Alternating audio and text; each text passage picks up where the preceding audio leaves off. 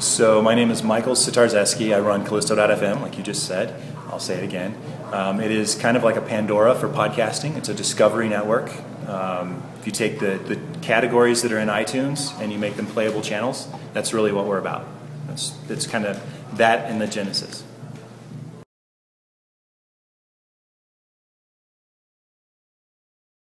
Dropped out of high school twice, never went to college, built a fantastic network of people that I know that do amazing things.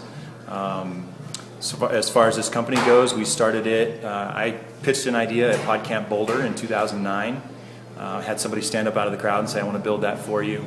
Found another designer to build the product.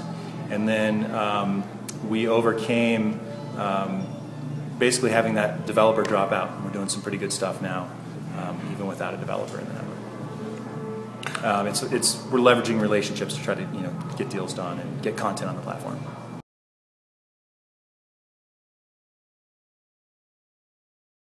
That developer leaving was a big deal. It really kind of put a halt to the whole application, the whole development process, right? We kind of panicked and didn't really know what to do, but relationships that we built along the way really helped us through that.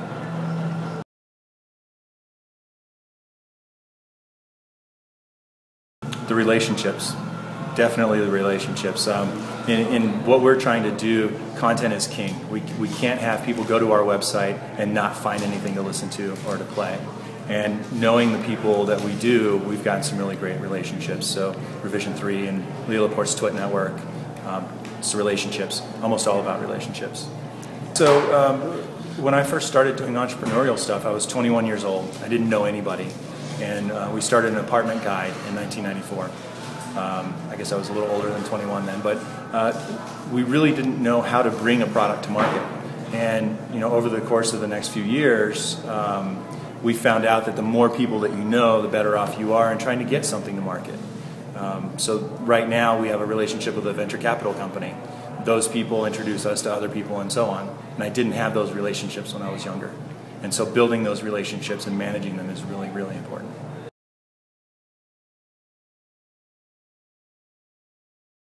Abyss, boy, that's a huge question. So we're about to close a round of funding, which is a good thing. That's not an abyss.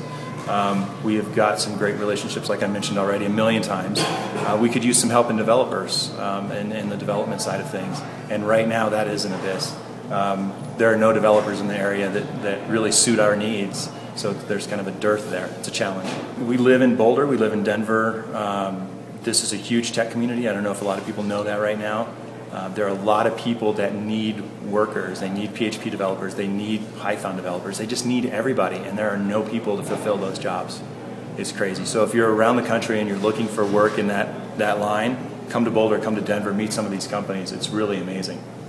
Well, last year, maybe the year before in 2008, there was an initiative by some startups. They forked up some cash to bring people in from out of town. They would actually pay for the flights for these people.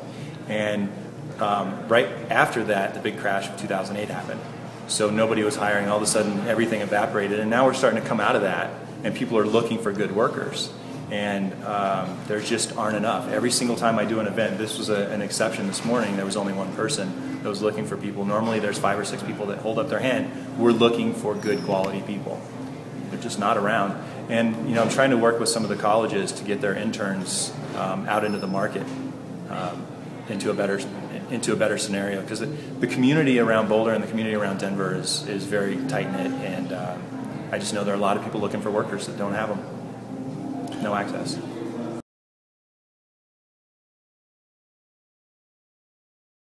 Building really cool stuff that people will use. I really enjoy building things that are useful in the market. I've had opportunities to do things that will make a crap ton of money. That's not really the mission in my life. My mission is to create cool things and influence people in positive ways.